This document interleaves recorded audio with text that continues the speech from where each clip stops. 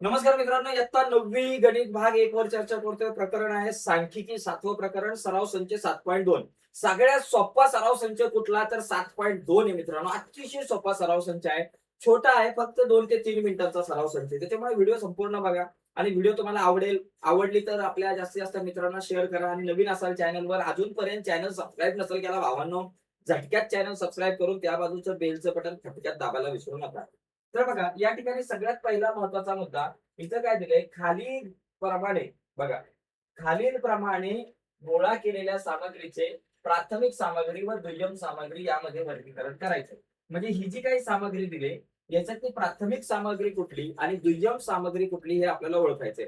प्राथमिक म्हणजे काय, तुम्ही स्वतः गेलात, समजा एखाद्या गावामध्ये लोकसंख्या तुम्हाला मोजायची आहे. गावामध्ये किती माणसं आहेत, प्रत्येक घरामध्ये किती माणसं आहेत हे तुम्हाला जर मोजायचंय आणि तुम्ही त्या गावातल्या प्रत्येक घरामध्ये गेला, प्रत्येक घरामध्ये जाऊन विचारलं की तुमच्या घरामध्ये किती माणसं आहेत, प्रत्येक घरात जाऊन तुम्ही विचारली माहिती, म्हणजे तुम्ही स्वतः जाऊन ती माहिती गोळा केली, तर या माहितीला तुम्ही प्राथमिक सामग्री म्हणणार.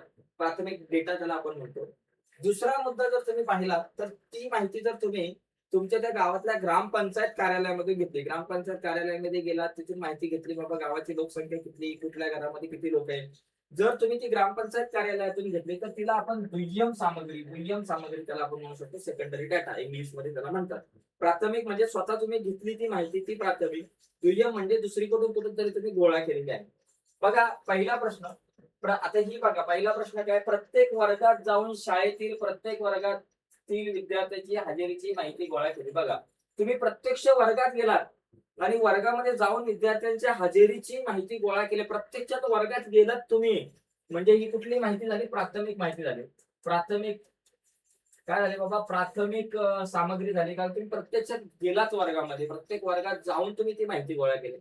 दुसरा मुद्दा, प्रत्येक विद्यार्थ्याच्या उंचीची माहिती वरिष्ठ कार्यालयास तातडीने पाठवायची असल्याने शाळेतील शारीरिक शिक्षण विभागातील नोंद वहीवरून माहिती गोळा केली. आता प्रत्येक विद्यार्थ्याच्या उंचीची माहिती आपल्याला पुढे पाठवायची होती शिक्षकांना, गुरुजींना, पीटीच्या शिक्षकांना. मग त्यांनी काय केलं, ही माहिती मोजली नाही. शाळेमध्ये जे काही मस्टर होतं, शारीरिक शिक्षण विभागाची ती जी काही नोंद ऑलरेडी मागच्या वर्षीची पडलेली होती, तिथून तो डेटा गोळा केलेला आहे. म्हणजे ही प्राथमिक माहिती झाली का नाही. प्रत्यक्षात मुलांची या ठिकाणी उंची इथं मोजली गेलेली नाहीये.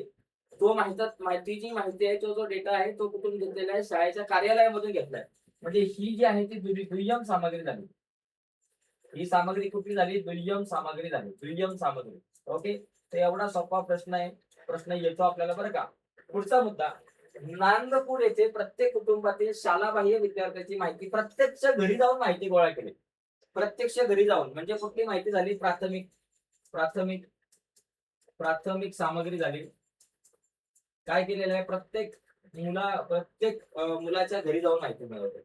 पुढचा प्रश्न, विज्ञान प्रकल्पासाठी प्रत्यक्ष जंगलात जाऊन झाडांची पाहणी करून माहिती घेतली. प्रत्यक्ष जंगलात गेलात तुम्ही आणि प्रत्यक्ष जंगलात जाऊन त्या झाडांची माहिती गोळा केली, म्हणजे ही पण झाली प्राथमिक सामग्री. प्राथमिक सामग्री झाली. जर ही माहिती दुसरीकडून कुठून गोळा केली असती तर ती दुय्यम झाली असती. तर अशा पद्धतीने मित्रांनो हा एवढा एकच प्रश्न आहे या सराव संचामध्ये आणि अतिशय सोपा आहे. तर आजच्या चर्चा तिथेच थांबूयात. पुढच्या व्हिडिओमध्ये सराव संच 7.3 वर चर्चा करू. पुढची व्हिडिओ तुमच्यापर्यंत पोहोचावी असं तुम्हाला वाटत असेल आणि अजूनपर्यंत तुम्ही आपला चॅनल सबस्क्राईब नसेल केला मित्रांनो, तर आत्ताच आपला चॅनल सबस्क्राईब करा आणि त्या बाजूचं बेलचं बटन दाबा, म्हणजे मी अपलोड केलेल्या प्रत्येक नवीन व्हिडिओची नोटिफिकेशन तुमच्यापर्यंत पोहोचेल. बाय मित्रांनो, धन्यवाद सर.